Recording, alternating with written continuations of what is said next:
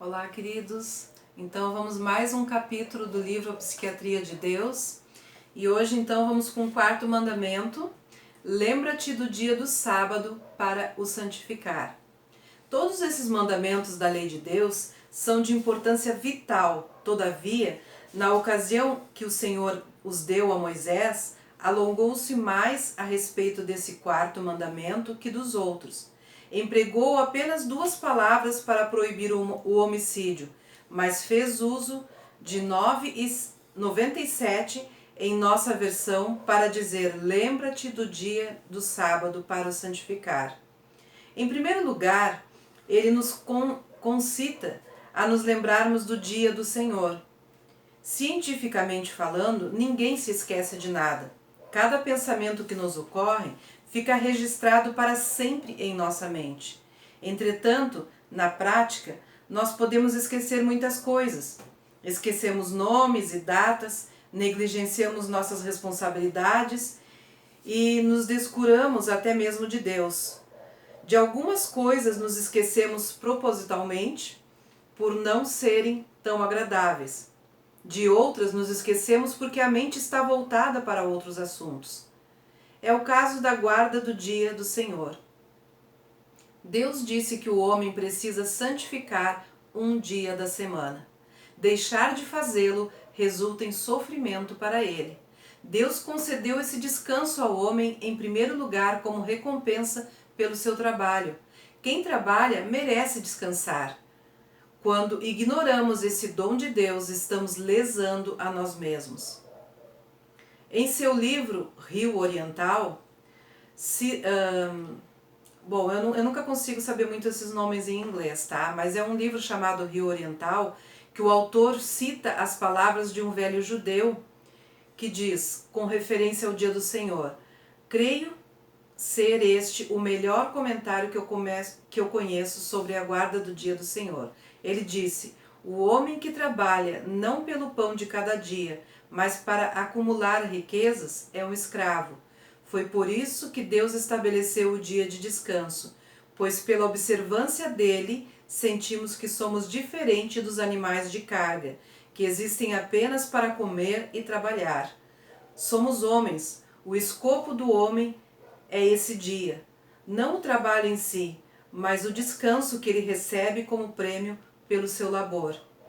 O que ocasionou verdadeiramente a libertação dos judeus do cativeiro do Egito foi justamente o fato de reverenciarem o dia do descanso dedicado a Deus.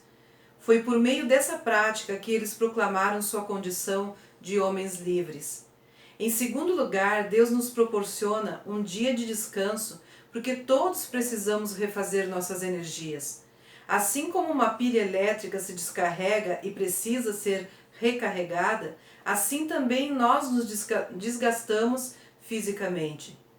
Kennedy conta a história de 2 grupos de pioneiros americanos que partiram do leste, atravessando as planícies centrais dos Estados Unidos e se dirigiram para a Califórnia.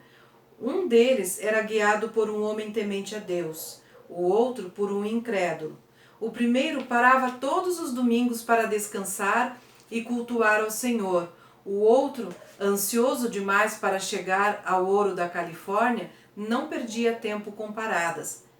Viajava sem parar todos os dias. Entretanto, sucedeu um fato notável. O grupo que observava o dia do descanso chegou ao seu destino antes do outro.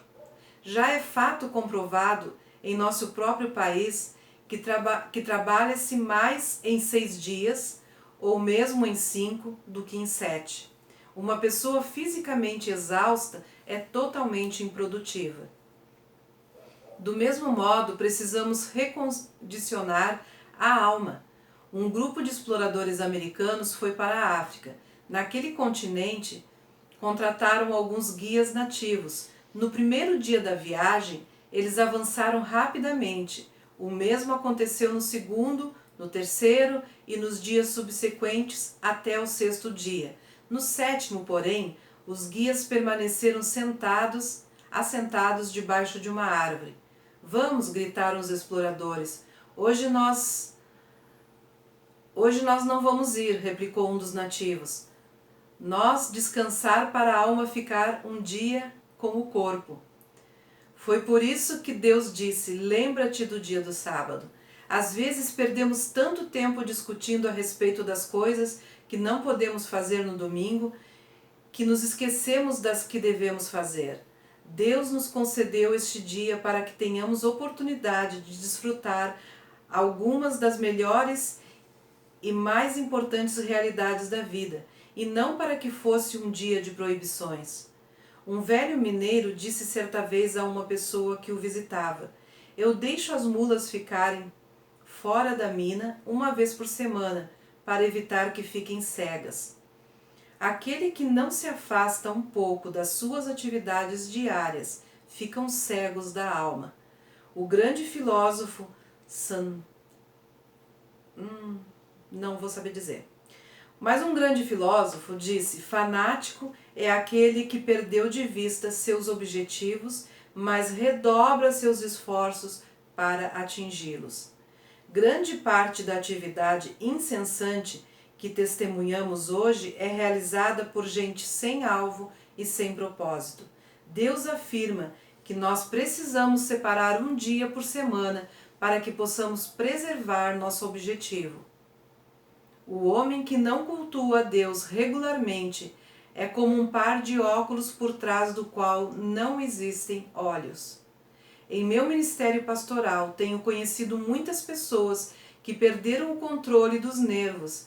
Tenho visto outros também para quem a vida se tornou um fardo insuportável. Mas é muito raro, bem raro mesmo, encontrar uma pessoa que guarde o domingo ou outro dia e frequente os cultos com regularidade e que esteja emocionalmente desequilibrada. Os americanos têm uma expressão idiomática que diz: isso aí levou meu bode. Essa frase tem origem num fato interessante. Os antigos criadores de cavalos, que possuíam animais de raça, os quais eram muito sensíveis e nervosos, costumavam manter sempre um bode nos estábulos junto com eles. A presença daquele bode calmo e tranquilo ajudava a conservar os cavalos sossegados. Na véspera do dia das corridas, era comum um criador rival furtar o bode de um concorrente. Assim, o cavalo não faria sua melhor performance no dia seguinte. Nós também muitas vezes ficamos nervosos e irritadiços e perdemos a corrida da vida. O homem precisa reconstituir o seu corpo por meio do repouso e também receber inspiração espiritual. Em meu coração há uma plantinha tímida chamada reverência, que eu cultivo aos domingos, disse certo homem. Será bom que todos nós a cultivemos, pois como diz algum outro pastor, o homem que não se inclina diante de nada nunca poderá suportar todo o fardo de si mesmo. Muitos de nossos temores, preocupações e tensões nervosas seriam evitados se observássemos este quarto mandamento. Nós somos apressados demais e corremos mais do que podemos. A Bíblia nos diz: aquietai-vos e sabei que eu sou Deus. A verdadeira beleza não é agressiva, é tranquila.